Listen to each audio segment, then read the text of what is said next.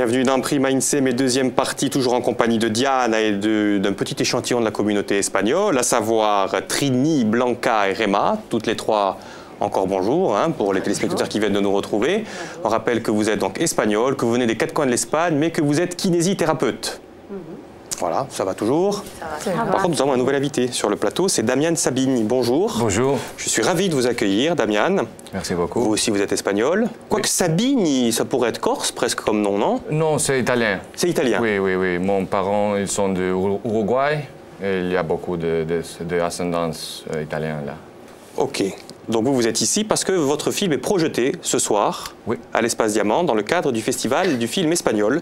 On va parler du film parce qu'il est en rapport avec l'émission, ça tombe bien, puisque c'est Célia qui vous a rencontré. Ça va toujours, Célia? Ça va très bien, merci. Bon, on va parler tous ensemble, ne vous inquiétez pas, mais vous savez très bien qu'on ne commence pas une deuxième partie d'INSEE, mais sans le jeu avec vous, Diane. Oui. On y va. Oui, avec une archive qui, elle aussi, se veut hispanisante, puisque je vous amène dans une édition antérieure du Festival du cinéma espagnol à Ajaccio. Ouvrez bien les oreilles, il y a quelques indices pour trouver la réponse. C'est parti. Durant une semaine encore, cinéphiles et hispanistes pourront assister à la diffusion de 3 films par jour, tous en version originale et sous-titrée. Certains sont en compétition, dont Princesas de León de Aranoa et Viva Cuba de Cremata. Pour cette 10e édition, 2 points forts au programme. Tout d'abord, la commémoration du 70e anniversaire de la guerre civile espagnole et un hommage tout particulier à Cuba. Donc pour célébrer cette 10e édition, nous avons prévu plus d'une vingtaine de films, longs métrages et courts métrages. Alors, si vous avez attentivement écouté, il y avait donc quelques indices à saisir, puisque je vous demande en quelle année sommes-nous, puisque c'était la 10e édition. Ce n'est pas si évident que vous le pensez, puisqu'il ne faut pas faire simplement une petite, je dirais, soustraction ou division ou quoi que ce soit, car il y avait un autre indice qui avait attrait plutôt à la guerre civile espagnole. Donc là, je vous demande quelle était l'année de cette édition. C'était le 10e anniversaire du Festival du film espagnol à Ajaccio. Donnez-nous l'année très vite au 0800 000 900. La première personne qui a appelé à gagner. Aujourd'hui, eh bien, les cadeaux, eh bien, c'est très simple. Une invitation pour 2 personnes pour vous rendre au Festival du cinéma espagnol pour la soirée de votre choix. Rien que ça. Et donc, cette 15e édition cette année. Et puis, Jean-Charles Pape, Douman, son album, il était avec nous il y a peu. C'est son dernier opus. On en retrouve un petit extrait pour le faire découvrir à nos amis qui peut-être le connaissent déjà. Et puis un ouvrage. Mais attendez, on va leur demander justement, est-ce que vous écoutez de la musique corse, toutes les trois? Un petit peu. Oui, on Vous écoutez quoi? La question. Canta. Ah, bien. Eh ben, justement, lui, c'est un ancien chanteur du groupe Canta. Et Diana Lalba. On pourra leur offrir un album quand même. Vous devez en avoir, non, Diane? Oui, bien sûr. Elle a dit un autre nom. Diana Lalba. Ah, d'accord. Diana Di Lalba. Diana Di Lalba. Voilà. Magnifique. Donc, bien sûr, elles repartiront avec...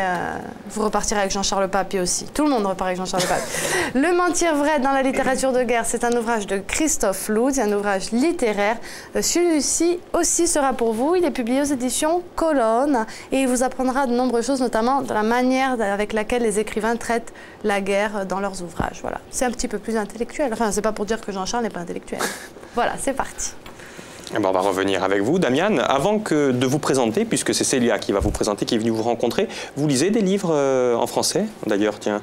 Non, je voudrais, mais mon français, c'est un peu limité. Alors, je l'essayerai.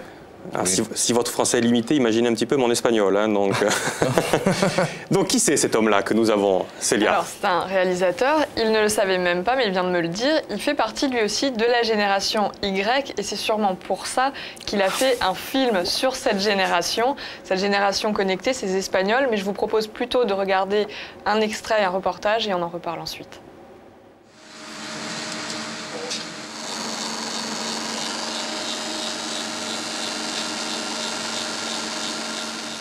Acteur, réalisateur, Damian Sabini regarde la projection de son film Terrados, comme il a observé la société espagnole. Avec attention. Il met en scène sa génération. Des trentenaires sans emploi, conscients de l'impasse économique du pays, qui préfèrent se retrouver pour faire la fête sur les toits pour oublier. Une peinture de la jeunesse espagnole faite quelques mois avant l'épisode du mouvement des indignés du 15 mai. Une série de manifestations pacifiques, spontanées, rassemblant plusieurs dizaines de milliers de personnes. Une page importante de la société espagnole, dans laquelle les réseaux sociaux ont eu leur importance. Hombre, fue la base, yo creo. C'est la base de tout, c'est de là d'où tout est parti. Sobre todo porque se hizo no solo en una ciudad, parce que ça n'a pas touché seulement une ville, mais beaucoup de villes d'Espagne en même temps. Tous ces gens qui étaient à la maison, tranquillement sur leur divan, sans rien faire. D'un seul coup, ils sont tous sortis dans la rue. Et ça, c'est en grande partie grâce aux réseaux sociaux. Pour les indignés, mais pas seulement, Internet a joué un rôle dans la diffusion de Terrados. Le film a été découvert sur le site de Los Indignados par les organisateurs du festival. Problème, aucun sous-titre en français.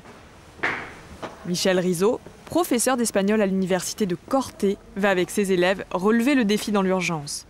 Le projet a nécessité une correspondance par mail entre les deux hommes qui, jusqu'à présent, ne s'étaient jamais rencontrés. Michel, encantado. El gusto es mío. No, es mío, es mío. Bueno. Finalmente. Finalmente, después de muchos subtítulos por en medio, sí, claro. Nos encontramos. Sí, bueno, ¿y qué tal? Bien, encantado. Sí, Heureux de mettre un visage sur les mots, il ne tarisse plus d'éloges et remerciements. Je vous dis merci beaucoup. Encore.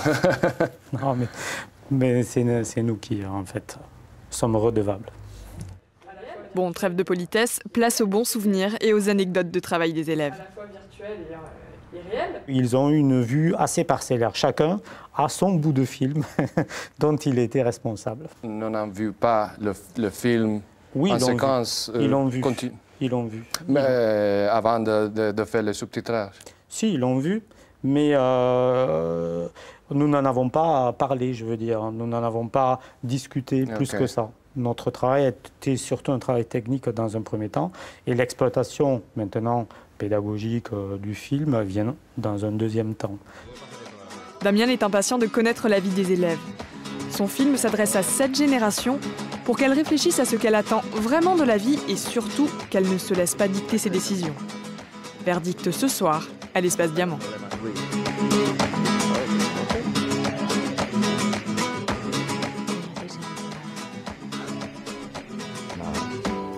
Pasar el tiempo.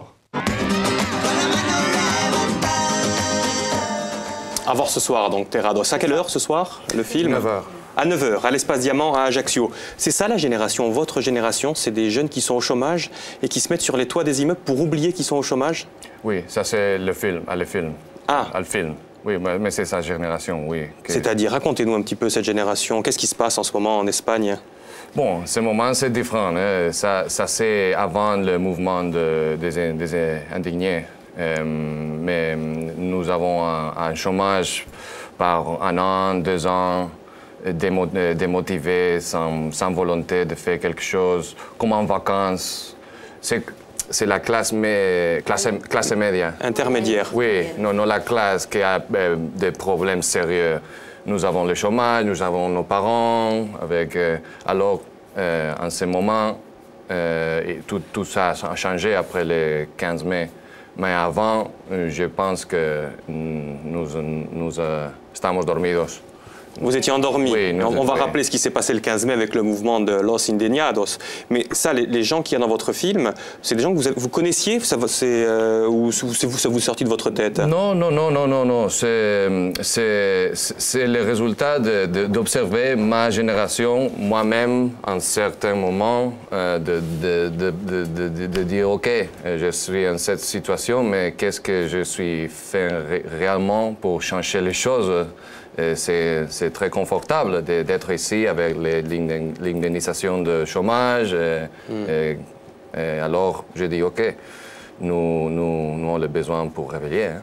Justement, c'est une des particularités de la génération, ça se posait des questions. C'est ça, oui. Enfin, le film de Demian, c'est vraiment une peinture de la société et en même temps, c'est un film prémonitoire qui traduit aussi cette génération Y, c'est que on passait son temps à s'amuser et puis est-ce qu'à un moment donné on va se réveiller, est-ce qu'on va choisir de faire ce qu'on nous dit ou est-ce que ça suffit et on va décider par nous-mêmes. Et c'est un petit peu ce qu'ont fait les filles. Je ne sais pas ce que vous pensez du fait qu'elles aient choisi de partir et travailler ici, mais ça symbolise aussi le fait qu'on n'ait pas envie de se laisser imposer les choses.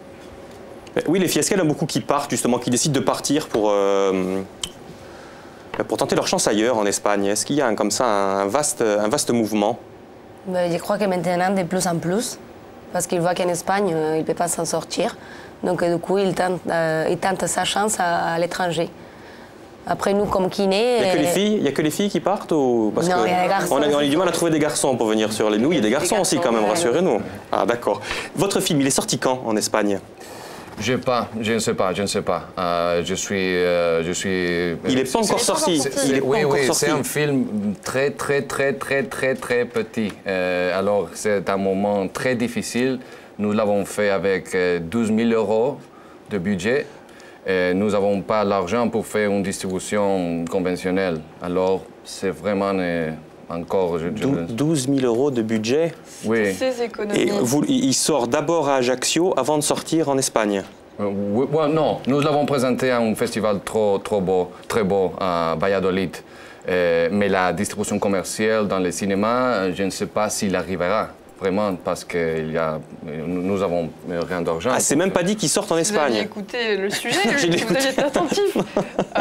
Les organisateurs du Festival du film espagnol, en fait... Oui, ils l'ont trouvé sur le site internet, Los Indignados. Et il ne le savait même pas. J'en ai discuté avec lui hier, et il n'était pas au courant que c'était comme ça qu'on l'avait trouvé. Et d'ailleurs, la rencontre avec Michel, c'est la vraie rencontre, ils ne s'étaient pas rencontrés. Oui. Et c'est vraiment parce que ce professeur et ses élèves ont eu envie de relever le challenge et de sous-titrer en fait en français, qu'on peut le projeter à Ajaccio et uniquement à Ajaccio et partout, nulle part ailleurs. Mais alors en France. Pourquoi vous l'avez fait ce film à 12 000 €? Puisque ça doit être difficile de faire un film et de savoir que finalement il n'y a pas beaucoup de monde qui va le voir. Parce que je voulais faire un film. Je voulais faire un film. J'étais avec l'indemnisation de chômage par une année et demie. Il n'y a rien de travail à faire pour faire de l'argent. Alors j'ai dit, OK, je vais produire quelque chose. Je ne veux rester pas ici à les canapés sans faire rien. Alors je l'ai écrit très rapide, c'était très spontané et toute l'équipe a participé comme ça. Gratuitement, donc j'imagine? Oui. Comme un court-métrage, en fait. C'est un petit peu sur le fonctionnement d'un court-métrage. Oui, c'est Oui, si. Et puis, je ne vais pas penser à votre place, mais pour faire ce film, c'est de montrer aussi à la génération que c'est pas parce que c'est impossible qu'on peut pas le faire aussi, peut-être, non? C'est un message aussi avec ce film. Oui, c'est pas prémédité, peut-être, mais c'est là, oui, bien sûr. Oui. On revient avec cette génération justement qui est en quête de sens, la génération Y, Célia. Alors la génération Y, ou la génération du pourquoi, effectivement, elle a toujours besoin d'avoir des réponses. Par exemple, dans son travail, dans les rapports en fait avec la hiérarchie. Avant, la hiérarchie a été imposée, elle n'était jamais remise en question. Aujourd'hui, les jeunes ont besoin de savoir pourquoi un patron est un patron. Et le patron devient patron justement quand il explique ses décisions, qu'il partage ses décisions. Cette génération Y, c'est la génération du partage. Tout le monde est égal et tout le monde doit communiquer. C'est une génération aussi qui est surexposée aux médias et qui a beaucoup d'informations et donc qui ne se laisse pas faire. Elle a besoin de comprendre. Et c'est aussi une génération qui fuit les politiques, qui ne s'intéresse vraiment pas à ce domaine. Et pourtant, c'est une génération qui est vraiment très impliquée dans la vie sociale, que ce soit pour la lutte dans les sans-papiers ou sans logement, etc. Et puis, vraiment, l'aboutissement, on le voit le 15 mai, par exemple, les indignés à la Puerta del Sol. Avant de revenir sur le ras-le-bol, justement, de la Puerta del Sol, est-ce que les Espagnols, justement, ils en ont ras-le-bol des partis politiques? Est-ce que vous sentez ça et qu'on préfère se mettre sur des réseaux sociaux pour créer justement Los Indignados ou pas? Est-ce qu'il y a un désenchantement? Oui, en général, je pense qu'on est très déçus par rapport à la classe politique. On ne se sent plus représenté. On se sent un peu menti. Il vend des idées, des programmations électorales qu'après, on se rend compte que il n'y a rien qui se passe, rien qui change. Donc c'est un peu une révolte sociale par rapport à tout ce qui les gens, ils a ras-le-bol. Eh bien, justement, qu'est-ce qui s'est passé alors le 15 mai? On va rappeler quand même. Nous, c'est vrai qu'on a été très informés grâce aux réseaux sociaux. Oui. À part que chacun il peut regarder les journaux sur le net, moi je pense que tous on était très au courant par rapport à tous les commentaires de nos proches.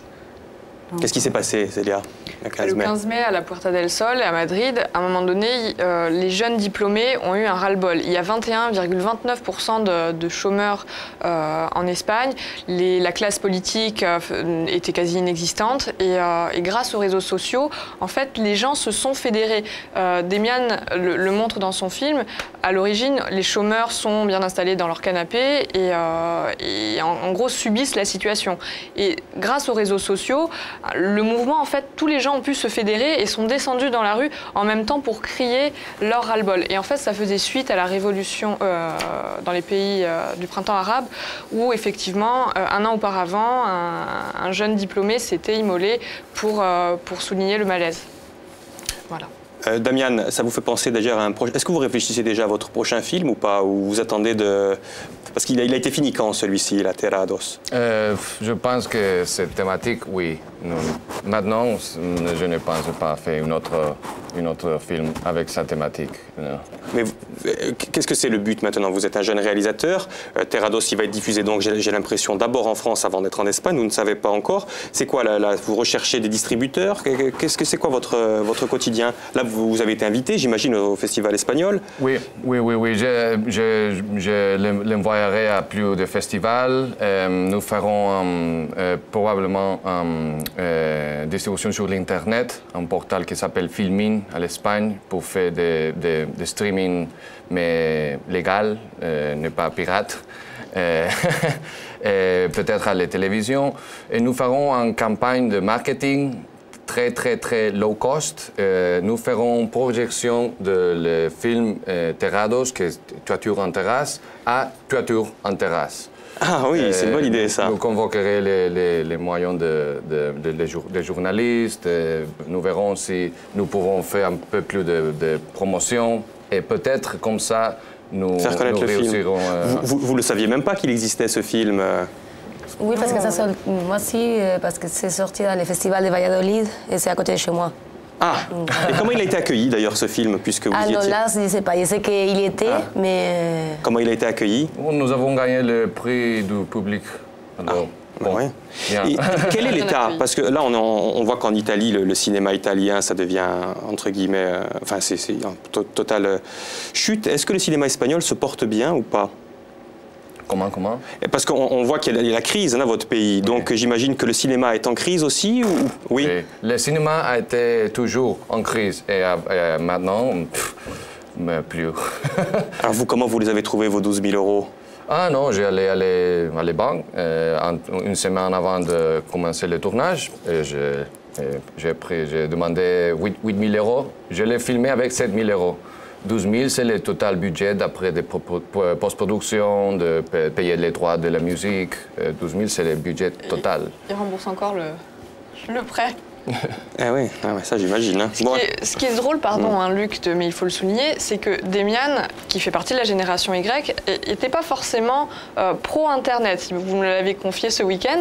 Et justement, Blanca peut en témoigner, elle l'a su par les réseaux que ce film était projeté, merci, dans sa région. Et en fait, les réseaux sociaux et Internet, ça a permis de vous trouver, de faire la promotion de votre film. Oui. Aujourd'hui, nous avons cette possibilité de faire distribution d'un projet petit. Avant, s'il n'y avait pas de distribution à le cinéma, le film, il allait à ningún sitio. À la poubelle. Oui. Maintenant, nous avons beaucoup de possibilités. Vous avez appris à parler espagnol, français ici en Corse ou vous aviez appris le français avant de venir? Moi, j'avais jamais étudié le français. Ah, vous êtes venu vous installer en tant que kiné ici à Ajaccio? Bon, pas ici, on a commencé sur les continents, mais... Sans avoir jamais appris le français. Non. Vous aussi, Blanca? Moi, j'ai fait un petit peu à l'école, Et après, quelques cours avant de partir travailler pour savoir dire bras, jambes, minimum pour le travail, quoi. Donnez-moi votre bras. Et vous, Réma? Et en fait, moi, c'était un de mes buts, apprendre le français, parce que je parle un peu l'anglais, mais le français, presque rien. Ah oui, vraiment la génération qui a peur de rien. Hein. Effectivement, partir dans un pays sans chapeau. Allez, on va voir, il y a un téléspectateur qui n'a pas peur, puisqu'il a appelé, et on va la voir en direct tout de suite avec vous, je crois, Diane. Il y a un gagnant, et là encore c'est un habitué puisqu'il s'agit de José. Bonjour. Salut à tutti. José Commandem. Bah. Et toujours à Grenoble, hein? Ah, toujours, ouais. Sous le soleil. Très bien. Ah, sous le soleil, neige. Comment ça se fait? Ça, c'est pas possible. Bah, pas de neige, soleil, froid. D'accord. Bon, froid, hein, parce que si à Grenoble il fait chaud et qu'ici on est sous la neige, c'est pas normal. Non, il fait pas chaud, il fait moins 7, moins 8. C'est très bien, c'est très bien. José, oui. Toujours dans l'amicale des Corses? Ah, toujours. Comment ça se passe là-bas? Très bien. On prépare un petit peu les festivités prochaines. Bon, quelles sont-elles? On veut tout savoir. On va faire venir certainement un groupe Speranza. D'accord. En juin, mois de juin. D'accord. Donc c'est le prochain rendez-vous de l'amicale des Corses de Grenoble. Voilà, c'est ça. Très bien. Le message est passé pour les personnes qui voudraient s'y rendre. Je crois que vous avez la réponse au jeu d'aujourd'hui. Je pense, oui. Alors, quelle est-elle? 2006. 2006, exactement. Et puis, on parlait du 70e anniversaire de la guerre civile espagnole qui avait commencé en 1936. Donc, c'est exactement ça. On va vérifier ensemble en images. À tout de suite. Tout de suite. Durant une semaine encore, cinéphiles et hispanistes pourront assister à la diffusion de 3 films par jour. Tous en version originale et sous-titrée. Certains sont en compétition, dont Princesas de León de Aranoa et Viva Cuba de Cremata. Cuba qui est l'un des temps forts de cette édition 2006. Voilà. Il me parlait, Luc, et j'ai dit non. Comment vous connaissez toutes ces réponses en étant à Grenoble comme ça? Vous en parliez avant, là, un petit site là qu'on regarde, on cherche. Ah, d'accord. Non, parce que vous avez, c'est la combien de fois vous gagnez maintenant, José? Bon, je sais pas, 4-5. 4-5 fois. C'est bon, en 5 mois, c'est bon. Mais vous avez... Je vais être interdit de jeu, non, chez vous? Je pense, parce on est en train de mettre au point une législation du jeu, mais elle n'est pas encore faite. Voilà. Mais, sur notre réseau, José. Voilà, et José, vous êtes infidèle, il nous suit même sur le réseau social. On peut en parler, Célia, d'ailleurs, de notre réseau social, puisque c'est vous qui l'animez de votre verbe haut. Oui, il fallait pas le dire, mais oui, bonjour José, on a déjà discuté ensemble. C'est vrai que... Voilà la personne avec qui vous discutez. C'est moi. Bonjour José. Non, mais parlons du réseau social, effectivement. Oui, c'est très important. C'est significatif de notre génération, effectivement. Et on existe là aussi. Voilà. Et merci aussi pour tous vos encouragements, José. Ceci dit, on n'a pas de photo de l'amicale des Corses de Grenoble. Vous pourriez un petit peu... Non, on n'a pas de photo de José non plus. Non. Il faudrait. On va essayer d'en mettre... Il y en a sur le site de l'amicale. On a fait il y a 15 jours une journée Figadello. D'accord. Une journée Figadello. Écoutez, c'est le site. Est-ce qu'on peut avoir l'adresse pour les gens qui voudraient s'y rendre? C'est amicaldescorses.com. Non. Amicaldescorses 38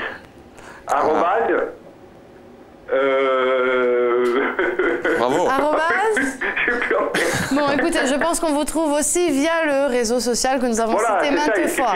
Il suffit de regarder Amicale des Corses et puis il est dessus. Hein. Parfait. José, écoutez, moi je vous envoie... alors les places, comment on fait pour les places? En fait, vous avez 3 charmantes jeunes filles, mais il n'y a que 2 places. Bon, c'est pas grave, on les décuplera à l'occasion, mais vous êtes invité au Festival espagnol par José, hein. Magnifique. C'est comme en boîte de nuit, là, vous êtes 3, il n'y a que 2 qui rentrent, hein, pour le coup. Il va falloir... On rajoutera des places, faire attention. Les organisateurs sont très gentils et très larges. Écoutez, José, merci, on vous envoie Jean-Charles Pape, Doumagne. C'est pour vous aussi. Est-ce que vous l'avez, cet album? Non. Alors, ce sera pour vous. C'est son dernier album en date. Et puis, le livre de Christophe Luz, chercheur, Le mentir vrai dans la littérature de guerre, aux éditions Colonne. Associé aussi, c'est pour vous. Je vous envoie tout ça à Grenoble. Écoutez, je vous remercie, toute l'équipe, hein, et puis peut-être une autre fois. Oui, à très vite.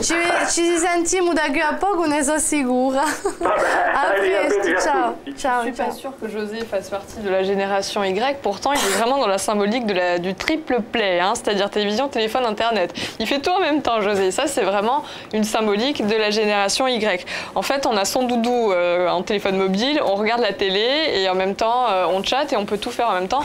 Et a priori, la génération X n'est pas trop d'accord avec... On ne sait pas faire deux choses en même temps, nous, la génération X, c'est ça? Non, alors que nous, oui, on est justement très capable de faire ça. Et au contraire... Qui est-ce qui vous dit ça, que vous savez faire Ce sont plusieurs choses en même temps? les sociologues qui nous ont observés depuis bientôt 30 ans et qui se sont aperçus de ça. Que vous savez faire plusieurs choses en même temps et que... D'accord. Voilà, on va revenir avec vous, Damian. On va parler un petit peu... Vous avez parlé du cinéma espagnol qui, pour vous, est en crise. Oui. Je pense qu'elle a été toujours en crise, mais maintenant, c'est grave, vraiment grave. Et, Damian, votre réalisateur espagnol préféré, j'allais venir, oui, les téléspectateurs qui anticipent. Votre réalisateur espagnol préféré? Préféré? C'est une bonne question. Celui que vous copiez? Que vous aimeriez être? Que j'aimerais être... je ne sais pas, j'aime beaucoup. Je peux dire que j'ai copié un peu la narrative pour ce film, que c'est Jaime Rosales. C'est très indépendant, c'est pas commercial, mais il a un succès commercial. Peut-être le connaît, Jaime Rosales, con La Soledad, Las Horas del Día, luego no sé si os suena. C'est un directeur, il est de Barcelone, il a gagné Goya. Et vous, les filles, qui c'est votre réalisateur préféré? Celui que vous allez aller voir, là, puisqu'on a là une flopée de réalisateurs qui vont être présents au festival du film espagnol. Damien. Et le réalisateur français, tiens, parlons un petit peu du cinéma français en Espagne. Est-ce que vous voyez beaucoup de films français en Espagne? Non. Non. Il n'est pas trop. Je ne vais pas trop au cinéma. Damian? Oui. Qui? Il y a bon, je rappelle maintenant Truffaut de les classiques et maintenant comme ça, je rappelle maintenant Cédric Lapiche par L'Auberge espagnole, c'est un bel film. Quand ils arrivent, bon, les films français, quand ils viennent en Espagne, ils sont sous-titrés ou on les double? Comment ça se passe? Normalement, ils sont doublés. Mais il y a quelques cinémas spéciaux où vous pouvez aller pour voir des films en version originale avec des sous-titres. Je préfère aller voir les versions originales avec des sous-titres. Et vous, les filles, vous n'allez pas trop au cinéma alors? Moi, personnellement. Nous, on voit le cinéma français, mais ici en France. Ah d'accord. Alors justement, on va parler un petit peu, si vous le voulez bien, avec Diane, des différences entre la France et l'Espagne, et la Corse notamment. Quelles sont les différences qu'il y a entre nos deux peuples? Dites-nous. Moi, je trouve que les Corses et les Espagnols, on se semble...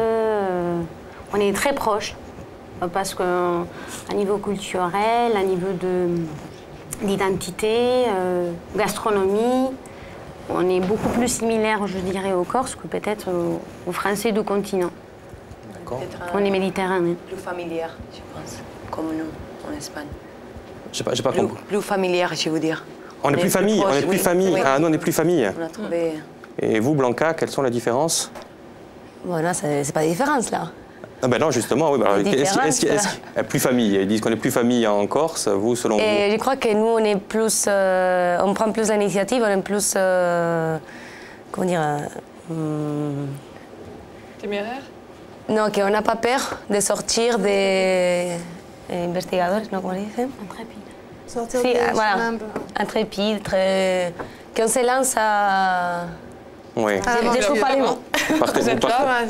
Vous partez à l'aventure. On va aussi parler un petit peu de ce mouvement des indignés qui continue, non, Célia? Oui, bah, la situation ne s'est toujours pas arrangée en Espagne ou ailleurs, et ça se poursuit. Et justement, ça se passe toujours sur les réseaux sociaux qui permettent de garder les gens fédérés et de continuer à fournir de l'information. Alors, qu'est-ce qui se passe, puisqu'on a vu que vous, Blanca, vous êtes souvent en communication avec votre famille, avec vos amis. Qu'est-ce qui se passe là, actuellement en Espagne? Là, il y a plein de réformes qui se sont mises apparemment pour les nouveaux gouvernements. Et c'est pas ça qu'ils ont promis. Donc les gens, ils sont pas contents des les résultats. Trini aussi, vous êtes souvent aussi en contact. C'est un besoin comme ça d'être en contact avec sa famille? Oui, bien sûr, oui. Et qu'est-ce qu'ils vous racontent alors? Qu'est-ce qu'ils vous disent? Et on se raconte à peu près tous les jours qu'est-ce qu'on a fait. Bon, c'est vrai que ça nous manque. Hein. C'est au moins, si on ne peut pas parler tous les jours, mais presque tous les semaines, sur Internet, avec des programmes sur comment Skype ou similaire, au moins on peut se voir et c'est vraiment... Il y a une véritable, parce que nous, vu d'ici, effectivement, on a vu l'affrontement classico entre les Castillans et les Catalans. Est-ce qu'il y a une véritable identité espagnole ou pas? C'est une question aussi que je me pose, moi. Est-ce qu'on se sent espagnol ou est-ce qu'on se sent castillan? Est-ce qu'on se sent... Vous m'avez dit que vous veniez de Cordoue, vous? Non, de la région d'Alicante. D'Alicante, oui. Est-ce qu'on a ce sentiment d'être espagnol ou est-ce qu'on vient plutôt d'une région en Espagne? Et moi, je me sens de ma région, mais surtout espagnole. Hein. Je me sens personnellement. Pour en revenir, pardon, Luc. On est très attachés à notre région, mais quand même aussi à notre pays. Vous aussi, Blanca? Oui, moi, je suis castillane, mais je suis espagnole, quoi. Et surtout ici, quand on est à l'étranger. Et vous? Est-ce qu'on se pose sur des questions d'ailleurs? Je ne suis pas trop nationaliste. Je suis espagnol, je suis catalan. Mes parents sont de l'Uruguay. J'ai habité 10 années à les États-Unis.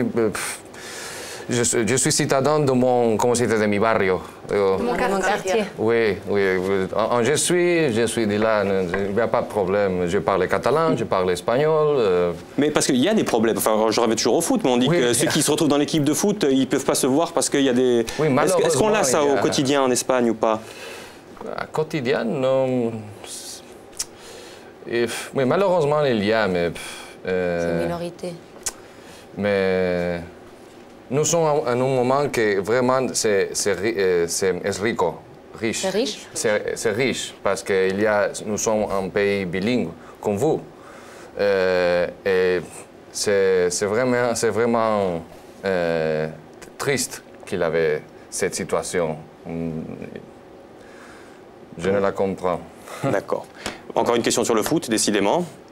Est-ce que vous suivez le football, Trinity, Blanca Moi, j'aime pas le football corse. Si, oui. Mais quand il y a un match comme l'autre jour, Madrid et Barça. Vous vous retrouvez souvent, on l'a vu, entre quelques-uns, mais sinon dans toute la Corse pour faire des repas où on est autour d'une paella. Oui, parce qu'après toute la semaine, on discute en français au travail. Et, bon, finalement, le week-end, on a des fois envie de nous voir pour discuter un peu en espagnol. Ça nous fait du bien. On voit que vous fréquentez aussi d'autres personnes puisque vous avez appris le français dans la rue, pour le coup. D'accord. Diane, on va se retrouver toute la semaine pour parler des films espagnols, nous. Tout à fait. Toute la semaine, on présentera la programmation. Et puis moi, je voulais dire, puisqu'on parlait de bilinguisme, qu'il y avait Pas Nègre à ne pas manquer aussi. C'est jeudi à 21h. C'est un film entièrement tourné en catalan, sous-titré, et qui a remporté pas moins de 9 Goya. C'est pas rien. Et ce soir, on parlera encore cinéma espagnol avec Philippe Martinez dans Serra Insem. Il recevra Franck Aprederis, qui est auteur d'un documentaire sur Georges Champrin, ce soir 18h30. Et puis sur Frewan Samor aussi, je me permets de le dire. Et puis surtout, ce soir, il y a le film de Damian. Franchement, un film à voir ce soir. Espace Diamant, on y sera. Les filles aussi, puisqu'elles ont des invitations. Et nous, on se retrouve demain. Demain, ma caméra est ici. Voilà, demain, on va continuer sur notre semaine espagnole, bien sûr, avec de la cuisine espagnole. Diane, un autre chroniqueur, une autre chroniqueuse. On vous attend. Passez donc une excellente après-midi. Et encore merci à vous. Merci. Allez, au revoir.